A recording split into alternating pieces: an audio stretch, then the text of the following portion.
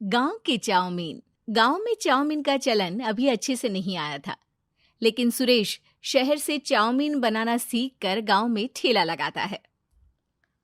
अरे ये केचुआ है क्या भैया? कैसे खाया जाता है?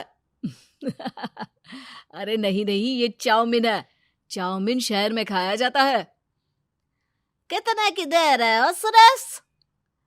10 रुपए की प्लेट भरकर।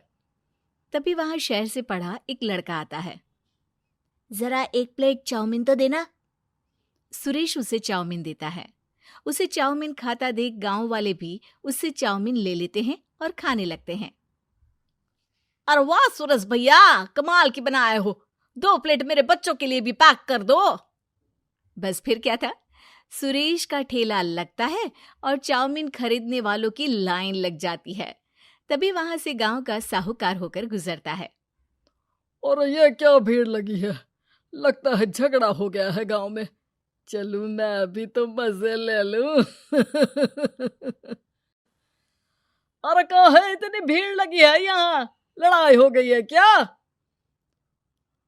अरे साहूकार साहब, ना ना ना, कोई लड़ाई ना हुई है। ये तो सुरेश की दुकान है चाउमीन की। हम लोग चाउमीन खाने आए हैं, आप भी खाइए ना।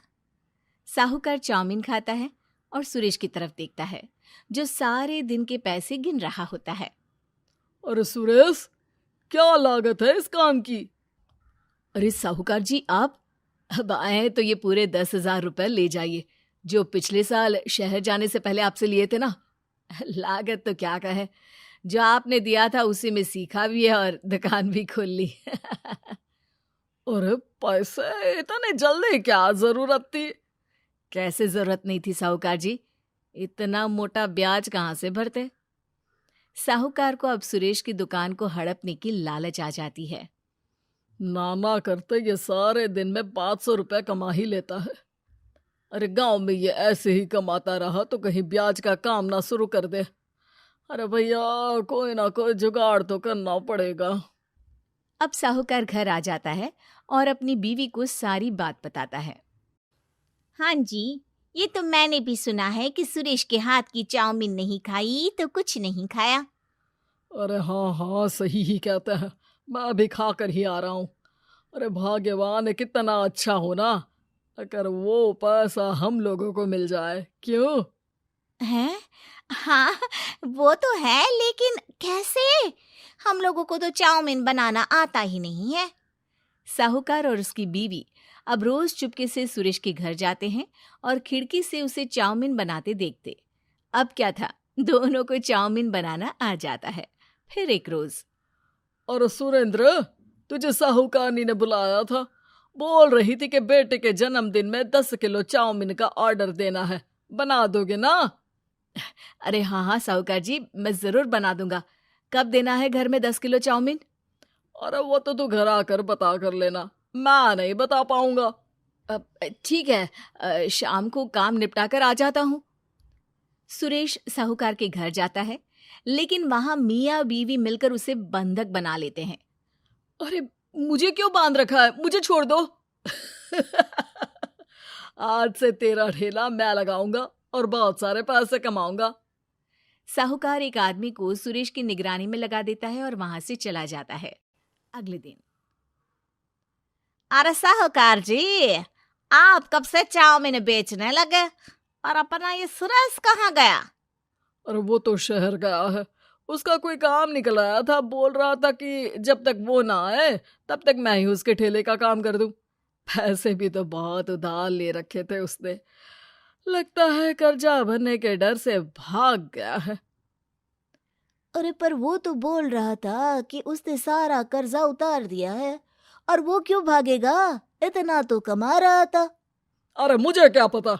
अरे चाउमीन खाना है तो बोलो, नहीं तो भागो यहाँ से। अरे हाँ हाँ, दे दो दे दो। अब तो चाउमीन खाना पूरे गांव के लोगों के लिए आदत ही बन गया है। ना खाओ तो नींद ना आए। हाँ हाँ, तो लो और निकालो 50 रुपए। 50 रुपए क्यों? सुरेंद्र तो 10 रुपए में देता था। अरे वो पागल था, मैं थोड़ी ना हूँ। गांव वाले, जिनको चाउमीन की लत लग गई थी, वो करते भी क्या? दे दो और ये लो 50 रुपए। लेकिन फिर साहूकार उन लोगों को प्लेट में थोड़ी सी चाउमीन रख देता है। अरे ये क्या, पैसे 5 गुना ज्यादा और चाउमीन बस इतनी सी। अरे साहूकार साहब, भगवान से तो डरो। बस फिर क्या था, साहूकार की मन मर्जी चलने लग जाती है और गांव वाले करते भी क्या। एक रोज मुझे तो लगता है कि सुरेश को साहूकार ने मार डाला होगा, क्योंकि उसका काम इतना अच्छा चल रहा था, फिर वो क्यों जाता, और वो भी साहूकार के हवाले दुकान करके। ना बाबा ना। अगले रोज भाग्यवान, देखो तो जरा, इस सुरेश भी ना कितना पागल था। जिस काम से वो ज्यादा पैसे बना सकता था, उससे इतने कम पैसे छाप रहा था। 50 रुपए प्लेट में भी गांव वाले खूब खा रहे हैं चाउमीन। हाँ जी, और जितने में वो लोगों को 10 प्लेट खिलाता था भर भर कर हम लोग उतने में 20 प्लेट बना रहे हैं। क्यों जी? वहीं सुरेश रोज भगवान से मांगता कि बस एक बार वो किसी तरह वहां से निकलने में कामयाब हो जाए, लेकिन उसकी हर कोशिश नाकामयाब होती। फिर एक दिन, अरे भाग्यवान, ऐसा कुछ करो कि चाउमीन बनाने का खर्चा आधा हो जाए, जिससे हम लोगों को और मुनाफा हो। ना जी, मुझे तो कोई तरकीब ना सूझ रही।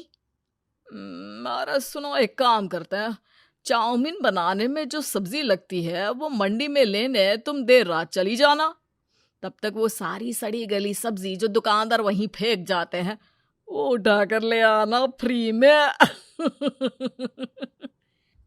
अरे वाह जी वाह, आप तो बहुत समझदार हैं जी।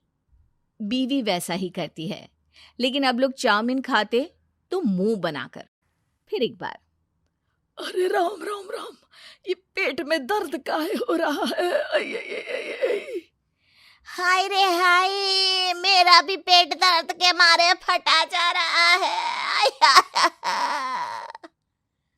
सभी को शक हो जाता है कि उन लोगों को चाउमीन खाने से ही ये बीमारी हो गई है। वहीं दूसरी तरफ जो आदमी सुरेश की निगरानी कर रहा था, वो सो रहा होता है और मौका देखकर सुरेश वहां से भाग जाता है। सुरेश गांव वालों के पास जाकर उन्हें सब कुछ बता देता है। बस अब क्या था, साहूकार के घर पुलिस पहुंच जाती है। चलो, तुमने गांव के लोगों को खराब सब्जी वाली चाउमीन खिलाकर बीमार किया और सुरेश को बंधक बनाया। तुम्हें इसीलिए हम गिरफ्तार कर रहे हैं। साहूकार को पुलिस ले जाती है और फिर अगले दिन से सुरेश का ठेला गांव के बाजार में लग जाता है, जहां अब पहले से ज्यादा भीड़ होती है।